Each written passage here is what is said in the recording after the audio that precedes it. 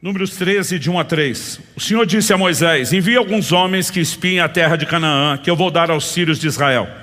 Envie um homem de cada tribo de seus pais, sendo cada qual chefe entre eles.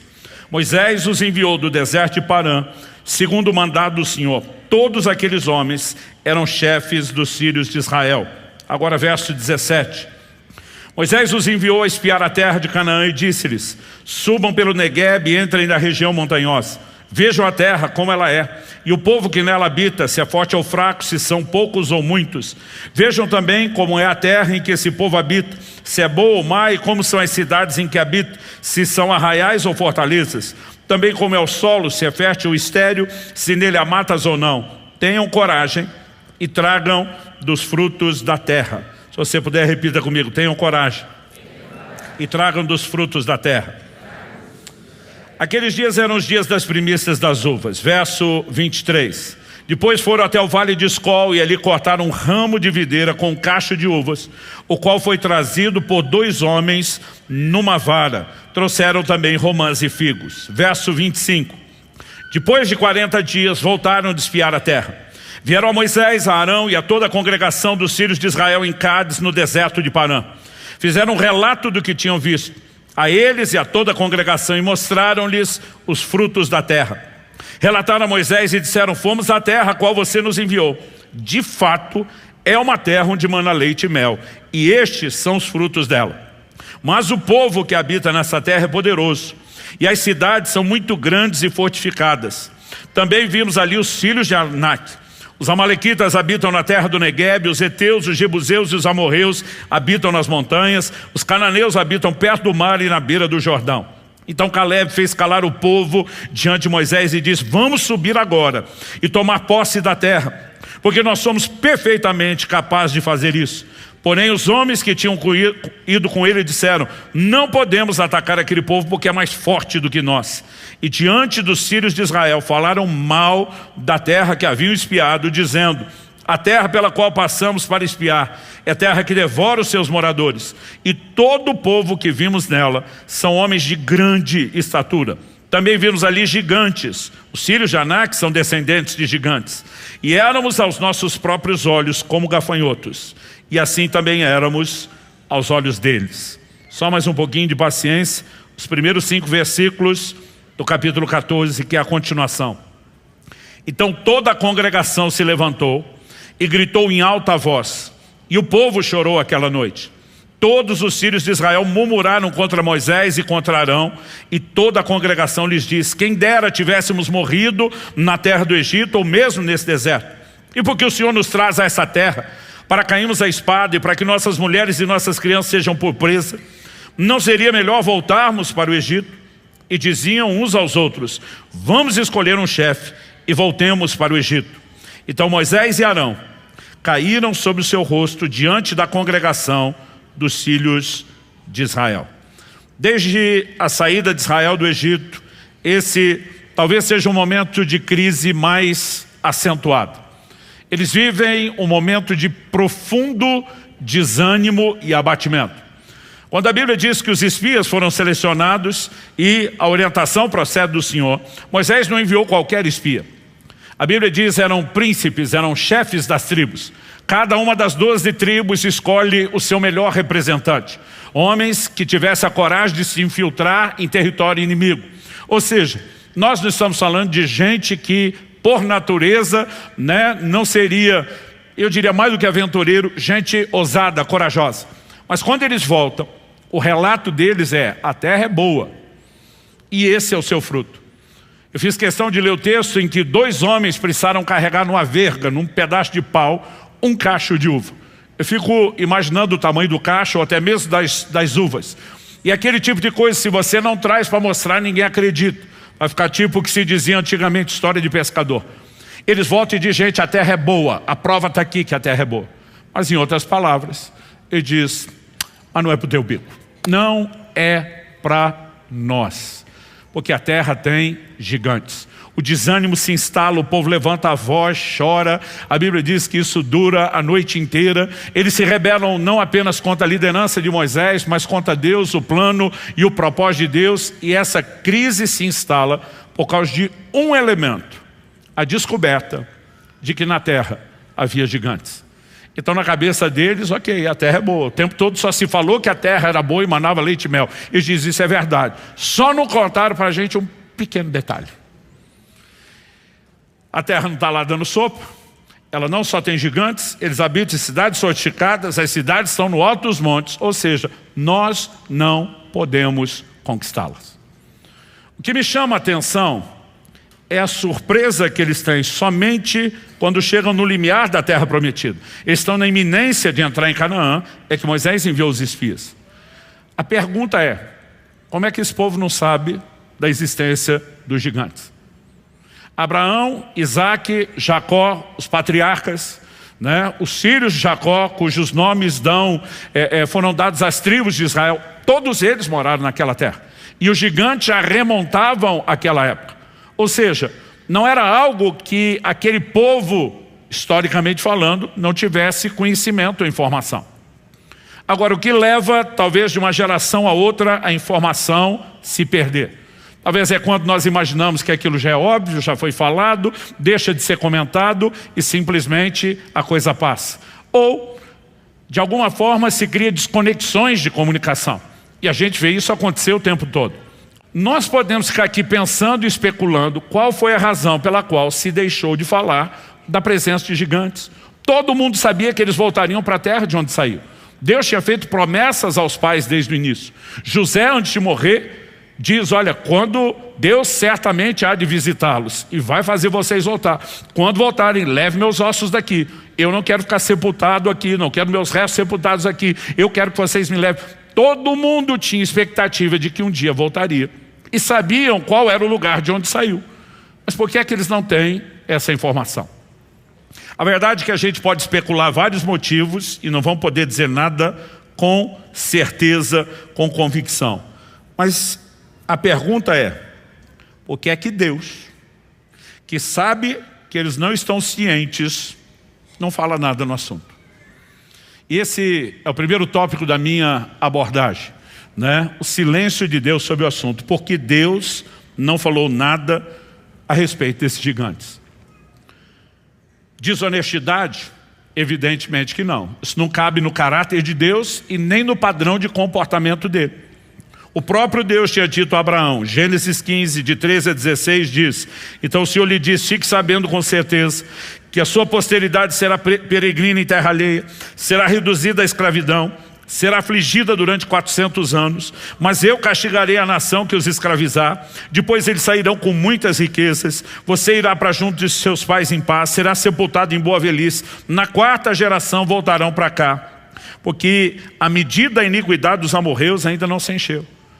Deus fala com Abraão muito tempo antes, eu prometi a terra, eu vou entregar a sua descendência, mas não posso fazer já. Porque para eu tirar dos cananeus, dos amorreus e entregar a você, eu tenho que chegar à medida plena do juízo. E a medida da ira deles não se encheu. Deus diz, eu vou dar séculos de longanimidade e oportunidade. Mas o Deus onisciente sabe que eles não vão se arrepender. Deus diz, quando der o limite eu vou julgá-los. Nesse interim, a sua descendência sai daqui, vai se multiplicar em outro lugar, escravizar. Deus tem uma política de honestidade. Não dá para dizer que ele está escondendo o jogo, mas no mínimo nós temos que admitir que houve um gerenciamento de informação. Porque o detalhe dos gigantes não foi valorizado. Quando eu olho para a Escritura, e eu gosto muito de ler e estudar a Bíblia procurando aquilo que é recorrente, aquilo que é um padrão. Isso é um hábito meu, uma coisa que particularmente me fascina, né? Conseguir encontrar ao longo das Escrituras o padrão da revelação. A gente percebe que Jesus agia da mesma forma. Ele foi muito honesto conosco a respeito daquilo que nós enfrentaríamos depois da conversão. Em Mateus 13, na parábola do semeador, onde ele usa a alegoria de uma semente que cai em solo rochoso, na hora de interpretá-la, versos 20 e 21 de Mateus 13, ele diz, o que foi semeado em solo rochoso, esse é o que ouve a palavra e logo a recebe com alegria. Mas ele não tem raiz em si mesmo, sendo de pouca duração. Quando chega a angústia ou a perseguição por causa da palavra, logo se escandaliza. Jesus está dizendo, vai ter um monte de crente inocente, feliz e empolgado de ter recebido a palavra, que não tem estrutura para aguentar a angústia e a perseguição que vem depois. Jesus está sinalizando, vai ter problema. Em João, no capítulo 16, no verso 33, ele diz: no mundo tereis aflições. Está certo que o foco dele não é o problema, ele diz: tenham bom ânimo, eu venci o mundo. Traduzindo, vocês também podem vencer, como diz 1 de João 5, aliás, escrito pelo mesmo João, que registrou essa frase de Jesus: no mundo tereis aflições, mas tem de bom ânimo, eu venci o mundo. João diz: e essa é a vitória que vence o mundo, a nossa fé. Jesus estava chamando seus discípulos a um lugar de fé e confiança, mas sem deixar de comunicar que haveria problemas. Você pode repetir isso comigo? Diga: Deus não valoriza problemas, até porque Ele espera de nós o mesmo. Hebreus capítulo 13, versos 17 e 18. A Bíblia diz: quando Faraó deixou o povo ir, Deus não os levou pelo caminho da terra dos filisteus, embora fosse mais perto. Preste atenção nisso: embora fosse mais perto. Pois disse, para não acontecer que, vendo a guerra, o povo se arrependa e queira voltar para o Egito. Porém Deus fez o povo rodear pelo caminho do deserto, perto do Mar Vermelho. Os sírios de Israel saíram do Egito organizados como um exército. Deus primeiro queria que eles chegassem no limiar da terra, pudessem constatar que a terra era tudo o que Ele havia falado, antes de saber com o que teriam lidar. Por quê? Porque o desânimo não pode chegar antes da inspiração. Se começasse pelo desânimo, não haveria a menor chance ou possibilidade de vencê-lo. Mas se Deus conseguisse primeiro da inspiração, Ele daria munição para que eles pudessem vencer o desânimo, porque lidar com o desânimo será inevitável. A pergunta é: você tem combustível para isso ou não? E basicamente, quando olhamos para essa situação, você continua vendo ao longo da Bíblia o mesmo padrão. Em Atos 9:16, você percebe quando Paulo se converte e o Senhor Jesus depois envia Ananias ao encontro dele com a palavra. Ananias diz para ele, da parte do Senhor: eu lhe mostrarei o quanto importa padecer pelo meu nome. Não dá para dizer que Jesus não foi honesto. O cara acabou de se converter e já ganhou uma palavra dessa. Eu não consigo imaginar o Paulo erguendo a mão para o céu: aleluia, glória a Deus. Só que ele não tinha noção do quanto sofrimento viria. Agora, mais à frente, você vai ver o mesmo Paulo dizendo em Atos 20, 22, 23. Agora, impelido pelo Espírito, vou para Jerusalém, não sabendo o que ali vai me acontecer, exceto que o Espírito Santo, de cidade em cidade, me assegura, me garante, que prisões e sofrimentos estão à minha espera. À medida que o tempo passa, Deus vai subindo o nível de informação quando Ele tem estrutura. Então, eu vou insistir na ideia. Não é falta de honestidade, mas há gerenciamento de informação. Por quê? Porque se o desânimo chegar primeiro, antes da inspiração, nós teremos um problema. Agora, como alimentar a inspiração? De modo a vencer o desânimo, em vez de ser vencido por ele. E esse é o ponto principal e prático que eu quero chamar a sua atenção. O problema e desgaste está do lado de fora. Fonte de renovação está do lado de dentro. E sempre, não nas circunstâncias, mas na perspectiva espiritual. Mas ele continua e diz assim: porque a nossa leve e momentânea tribulação produz para nós um eterno peso de glória acima de toda comparação. Vamos fazer uma pausa. De um lado ele fala leve tribulação, do outro ele usa a expressão peso de glória. O que ele está querendo dizer com leve e pesado? Quando ele diz acima de toda comparação, é evidente que na mente de Paulo a ilustração é uma só: a balança romana. 2 pratos. Normalmente, quando alguém ia comprar alguma coisa, tinha lá um peso padrão que definia, né? Vamos falar da época de feira, 1 quilo de alguma coisa. Bota lá num prato o peso padrão que define o quilo. Vai enchendo outro prato até que eles se equilibrem. Então, se compara um com o outro até que se nivele. Paulo está dizendo: tribulação é leve, o prato sobe. Por quê? A glória pesa mais. Tribulação nunca terá o peso da glória que nos aguarda. Agora, ele diz que essa distinção acontece, verso 18, na medida em que, ou seja, como nós podemos viver a descompensação em vez do nivelamento, ou até a descompensação inversa, onde o desânimo é que fica maior. Ele diz: na medida em que não olhamos para as coisas que se veem, mas para as que não se veem. Porque as coisas que se veem são temporais, mas as que não se veem são eternas. Basicamente ele está dizendo que nós precisamos aprender aonde colocar os nossos olhos, o nosso foco. A expressão olhar aqui, ela literalmente significa colocar o foco, os olhos, fixar os olhos em algo. Então eu e você precisamos entender a importância de olhar na direção certa. É por isso que se Deus começa a falar de gigante antes de falar da terra, Ele vai colocar os olhos deles na direção errada. É por isso que se o Senhor simplesmente vai falando daquilo que eu e você vamos passar antes de nos preparar com combustível de inspiração, nós vamos desanimar. Agora, quando Ele diz fixando os olhos, colocando os olhos não nas coisas que se veem, Ele está dizendo que o cristão não deveria ser guiado pela circunstância. Por que não? Ele diz porque as coisas que se veem são temporais. As circunstâncias mudam, gente. Aliás, a vida é cíclica. Então hoje, você pode estar num perrengue financeiro daqueles. E amanhã você pode estar com as mãos erguidas, agradecendo a Deus, porque virou o jogo, né? E você vai estar nadando de braçado na provisão. Hoje você pode estar com conflitos familiares desgastantes. E amanhã você pode estar sendo um grande testemunho de uma restauração familiar extraordinária. Hoje você pode estar enfermo e amanhã pode estar testemunhando que Deus te curou. As circunstâncias são temporais e mudam. Mas o inverso também é verdadeiro. Hoje você pode estar bem de saúde e amanhã pode estar na briga.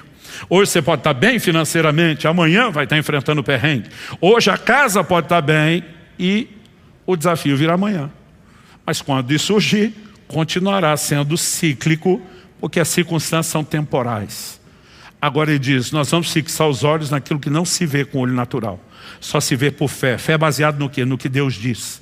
E aquilo que Deus diz é imutável. São verdades absolutas e nós precisamos aprender a olhar na direção certa. Quem está entendendo? Daqui a pouco é uma crise nacional, daqui a pouco é uma crise internacional. E sabe, é interessante como muitas dessas coisas a gente vê que Deus não faz questão nenhuma de ficar dando detalhes. Eu não conheci ninguém, conectado com ninguém, que conheça ninguém, de todo o ciclo de profetas, né, que a gente tem contato no país e fora dele, que tivesse recebido de Deus qualquer informação detalhada sobre o que nós teríamos na pandemia. Todo mundo tinha coisas vagas. Por exemplo, dezembro de 2018, nós terminamos um processo de quase 8 anos de transição. Os pastores Marciano e Adriana assumiram a liderança da igreja. Um dos propósitos principais, apesar de eu não deixar de estar aqui, era atender um outro tipo de chamado e estar um pouco mais fora. Então, eu lembro que a nossa conversa com os líderes, olha, eu vou continuar servindo vocês, ministrando, é a minha igreja, mas vocês vão ter um pastor local presente, porque eu vou estar cada vez mais ausente, principalmente durante a semana. Em 2019 eu viajei como nunca tinha viajado na vida. Mas quando começou o ano, eu organizei toda a agenda e estava planejando isso com a minha esposa, eu falei para ela, amor, 2020 eu paro. Ela olhou para mim e falou, o quê? Eu falei, 2020 eu não vou viajar. Ela falou, faz anos que você está transicionando para atender o chamado. Eu falei, mas 2020 não vai rolar. Eu sinto que Deus tem outra coisa, eu não sei explicar, mas não é para fazer agenda.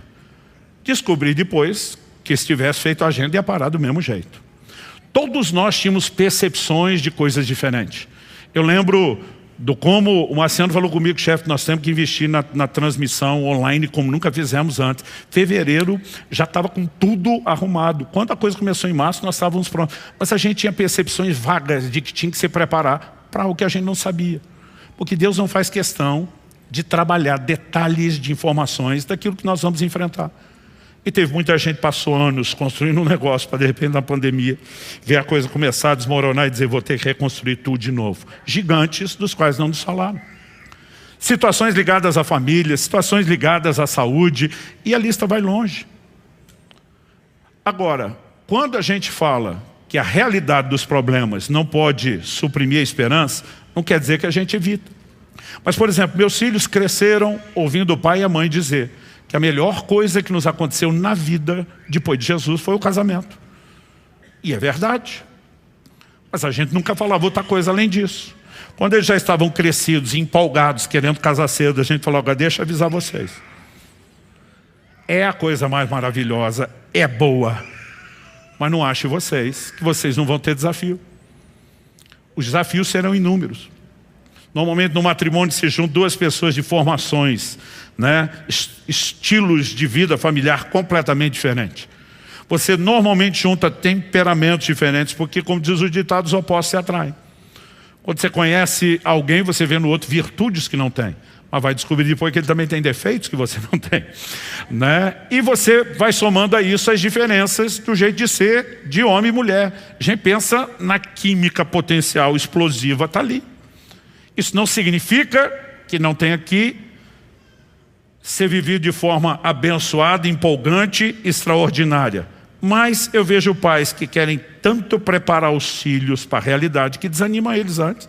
Eu vi gente crescendo dizendo, não quero casar não. Se o casamento for metade do que meus pais falam, eu não quero isso para a minha vida. Agora, como que você pode trabalhar o realismo sem suprimir a esperança? Primeiro foca na inspiração. E depois dá a dose certa em cada hora. Então, quando nossos filhos estavam crescidos, principalmente quando se apaixonaram e queriam definir a vida, a gente começa a conversa. Eu lembro quando Israel estava apaixonado pela Priscila, e não era só ele, era a família toda. Eu chamei ele e falei, filho, nem Priscila, essa criatura mais maravilhosa que nós conhecemos, é perfeita. Se ela fosse, você não é, já estragaria tudo. Eu falei, mas nem ela é perfeita. Tentando prepará-lo, ele olha para mim e fala assim, pai, eu sei, mas das imperfeitas é a melhor. Eu falei, ok, mas você está com isso na cabeça? Tô. Então tá, é tudo que você precisa, né? Saber que tem algo que te inspira mais do que uma percepção daquilo que você vai lidar. Então nós lidamos assim com os filhos. Não há outra forma saudável de prepará-los para qualquer coisa na vida, né? Quando eles são pequenos e têm as primeiras amizades, eles têm aquela fantasia de que vão crescer, todo mundo envelhecer, ser amigo para sempre. Não adianta você explicar e dizer, daqui a pouco cada um vai estudar para um lado, vocês vão desconectar. Não adianta você simplesmente desanimá-los antes de determinados momentos onde tem estruturas. Daqui a pouco eles vão descobrir realidades da vida. Deus nunca trabalhou diferente. E eu e você vamos ter que lidar com gigantes dos quais não nos falaram. Quem recebe o chamado para o ministério e vai servir a Deus cheio de empolgação, vai descobrir gigantes dos quais não lhe falaram. Paulo diz, uma porta grande e eficaz se me abriu no Senhor, mas há muitos adversários. Uma porta não é de Deus? É. E daí? Quem foi que disse que quando Deus abre uma porta você não vai ter problema? O que normalmente ele não faz é falar muito dos gigantes. Isso não significa que eles não estarão lá. Então, perspectiva. Lutero, quando começa a experimentar o início do movimento da reforma, ele deixa de ser um sacerdote dedicado ao celibato, dentro da estrutura romana. Ele passa agora a defender o direito dos ministros se casarem e o plano e o propósito de Deus para o casamento. Você vai ver Lutero falar nos seus escritos sobre Catarina, sua esposa, como a melhor coisa que lhe aconteceu. Mas o próprio Lutero, que era tão empolgado com o casamento, ele disse, 1 ano de casamento me santificou mais do que 10 anos de monastério. Porque essa coisa boa tem desafios. Todos nós vamos lidar com isso. Eu, durante muito tempo, descobri que se a gente ficar focado no problema em vez na solução, nós não vamos a lugar nenhum. Não importa se estamos falando de relacionamentos. Tem gente que só fomenta, só discute, só fermenta os mesmos problemas, em vez de tentar superar. Não tem relacionamento que seja saudável ou agradável dessa forma, gente. Mas quando falamos de qualquer desafio, mesmo quando vamos falar de liderança, durante muitos anos, quando estava à frente do presbitério, o pessoal lembra das nossas reuniões, quando foi do presbitério, a nossa equipe de governo dos pastores, quando nos reunimos para tomar decisões. E às vezes eu dizia, olha, nós vamos nos mover nessa direção, Deus está colocando isso no coração, nós vamos. E alguém dizia assim, não temos dinheiro, não temos gente, não tem. Eu dizia, ei, eu não preciso de você para saber do problema da dificuldade. Você está nessa sala não é para discutir problema, é para discutir solução. Então, ou você ajuda a pensar a solução, ou não precisa estar nessa equipe nem nessa conversa. E às vezes eles me olhavam e diziam, está jogando duro. Eu dizia, se não pensar desse jeito, não precisa fazer parte do time. Então, se Deus falou e não tem dinheiro, nós vamos entender como é que vai ter, seja de forma natural ou entrar no lugar em Deus e depender por milagre. Se não tem pessoas, nós precisamos entender como é que nós vamos. Foco. Mas com o tempo você descobre que é muito mais do que otimismo ou positividade. Quando nós falamos de fé, é você entrar num lugar de dizer, eu não me dobro, e quando os problemas surgirem como surpresa, eu não preciso sentir que eu estou sendo sabotado ou que eu fui enganado por Deus, mas que eu estava sendo poupado para que a inspiração pudesse entrar primeiro.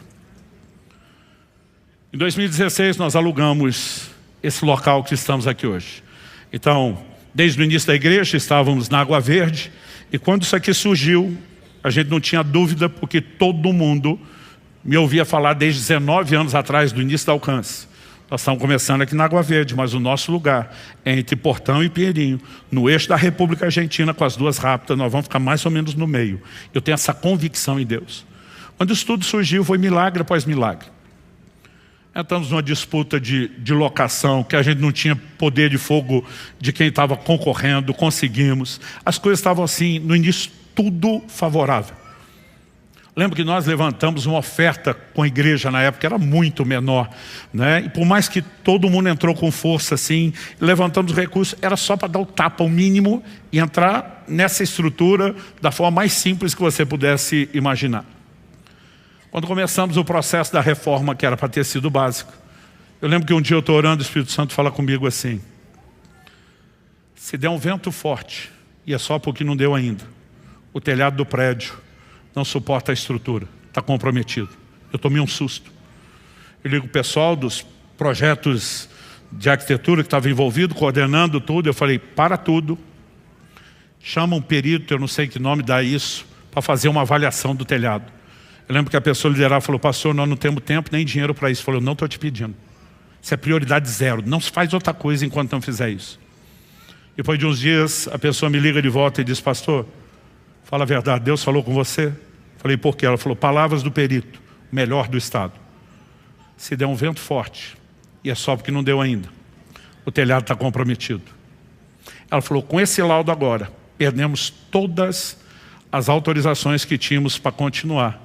E não dá para fazer nada sem mexer primeiro no telhado. Eu gelei. Eu falei, quanto para arrumar esse telhado? Ela diz, metade do valor que nós temos em caixa para toda a reforma. Eu falei, gente, a gente mal tem o suficiente para dar o tapa mínimo. E vai metade embora. Eu falei, eu não quero botar metade do dinheiro na lata velha que está em cima. E se a gente trocar? Ela falou, aí é 2/3 do valor. Chegou a me dar dor de barriga. E eu fiz que nem Moisés, fui reclamar com Deus. Eu falei, Deus, foi você que me contou. Ninguém veio me contar. O Senhor que me revelou o problema do telhado. A pergunta é, por que é que o Senhor não revelou antes de eu assinar o contrato? Como é que eu vou chegar diante do meu povo agora e dizer, gente, entrando numa furada, nós vamos ter desperdício financeiro. Eu falei, por que é que o Senhor não falou antes? O Espírito Santo falou comigo, se eu falasse antes, você não alugava. E de você seria movido pela circunstância e não pelo propósito. Eu quero vocês lá. Gente, a hora que Deus falou isso comigo, pensa num cara que surtou, que enlouqueceu de fé. Eu falei, não importa o que suja, nós vamos até o fim. Falei para Deus, eu vou chamar uma reunião com a liderança para contar para eles. Na última terça-feira do mês. É bom o senhor fazer algo, porque eu vou jogar a culpa em você. Eu falei, olha, ele que escondeu de nós. Eu falei, o senhor tem até o fim do mês. Na segunda-feira, o dia antes da reunião, o irmão da igreja me liga e fala, pastor, será que a gente podia almoçar junto? Eu falei, segunda, amigo. Enquanto meus filhos ainda estavam em casa, eu joguei duro com isso. Segunda era o dia do descanso. A gente não deu domingo. Tá certo? Na época não era 5 cultos como hoje, mas a gente já chegou na versão dos 4 cultos no prédio velho. A gente adotou a estratégia do restaurante. Abre no domingo, dá folga para os funcionários na segunda. Então eu falei, cara, segunda sem chance. Ele está insistindo, pastor, é importante. Minha esposa está ouvindo a conversa, me olha o que é. Fulano quer almoçar hoje, no dia da família. Ela falou, vai. Eu falei, era para você defender a família. Não para apoiar. Eu falei, Luciano, ele nunca pediu isso, é uma pessoa sensata. E realmente deve estar precisando. Eu falei, amor, nosso tempo de família. Ela falou, nós almoçamos junto amanhã. Aí eu fiquei até meio aborrecido, ela não defendeu. Eu falei, olha, vamos nos encontrar. Então eu falei, qual o problema? Ele falou, não tem problema. Eu falei, você não me tirou da família. Ele falou, pastor, não tem problema, mas não quer dizer que não possa ser uma coisa boa. Eu falei, eu ia fazer isso ontem na igreja. O Espírito Santo falou comigo, claro, não. Faz isso amanhã e bota na mão do pastor Luciano, que ele sabe exatamente o que é. Ele empurra na mesa um cheque, dobradinho, só para me matar de curiosidade. Ele dizia, abre. Quando eu abri, era exatamente o valor do telhado novo. Eu olhei e falei, o que é isso? Ele falou, minha oferta para a igreja. Eu olhei para ele. Falei, nunca soube que tu tinha tanto dinheiro. Ele falou, não tem. Eu falei, de onde saiu isso? Ele falou, pastor, desde o primeiro desafio, quando o senhor levantou a primeira oferta, eu não entreguei nada. Falei, por que não? Porque ele falou, eu perguntei ao Espírito Santo. Aí na bobeira de fazer a oração que o senhor mandou a gente fazer, perguntar o que ele queria, e Deus pôs no meu coração esse valor. Eu pensei, eu estou louco. Mas aquilo era tão forte, tão nítido, tão claro. Eu falei, Deus, só tem um jeito de eu te dar isso. É o senhor me dar primeiro. Então ele disse, anotei isso num papel, com data, horário, guardei. Ele me mostrou no dia o papel, falou, desculpa o estado, está remendado com durex, minha filha pequenininha pegou isso, acabou rasgando, e eu queria guardar o original, mas estava aquele estado. Ele falou, está aqui meu compromisso firmado com Deus. Quando eu olhei a data, foi antes de Deus falar comigo do telhado. Porque Deus não é pego de surpresa por nada. Ele já estava cuidando e preparando de tudo. Ele falou, pastor, eu comecei a orar. Ele é um advogado.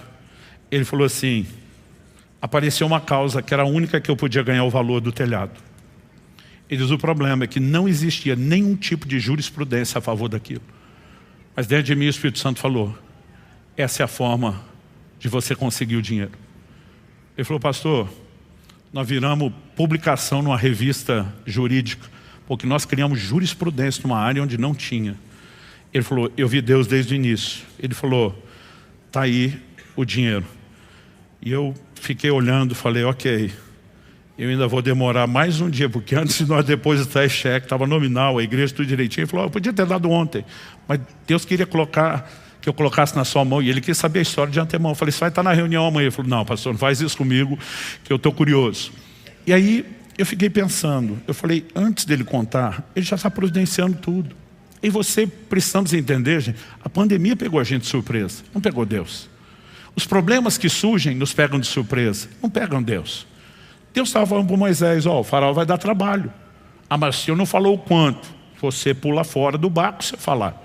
Muitas vezes o que nós precisamos é entender que Deus sempre está nos chamando ao lugar de corresponder e alimentar inspiração e não desânimo. Quem está entendendo?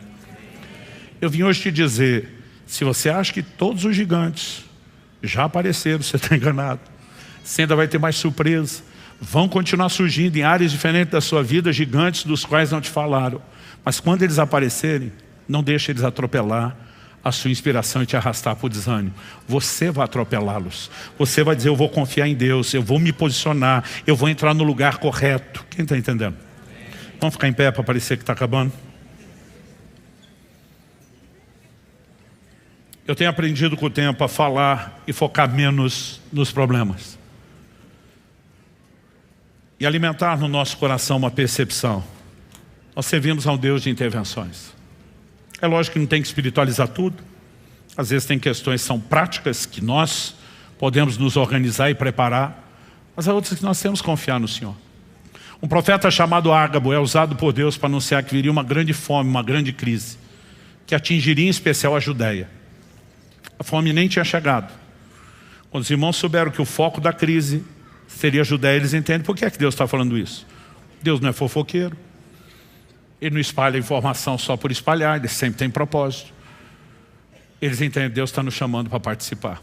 Então uma grande mobilização começa a ser feita com muitas igrejas para separar recursos. Antes da crise chegar, Deus já estava providenciando tudo que os crentes da Judeia iriam precisar. Os gigantes que ainda vão aparecer vão ser surpresas para mim e para você, mas não para o Deus que está cuidando da minha e da sua vida. Deus sabia que um dia Mardoqueu, o tio de Esther, seria perseguido por Amã. E antes disso já preparou toda uma situação. O permite descobrir uma conspiração contra o rei, entregar, ter todos os registros. Ninguém agradeceu. Parecia... E tem horas na minha e na sua vida, tem coisa que a gente faz, você fica se perguntando, valeu a pena. Mas aquele crédito ficou guardado para ser usado na hora certa. Há um Deus cuidando de mim e de você. E basicamente o que ele está dizendo é, não olhe para o gigante. Não deixe eles desanimar você. Olhe para a terra que eu prometi. Se encha da inspiração. E vamos junto conquistar aquilo que nos aguarda. Você recebe essa palavra em nome de Jesus?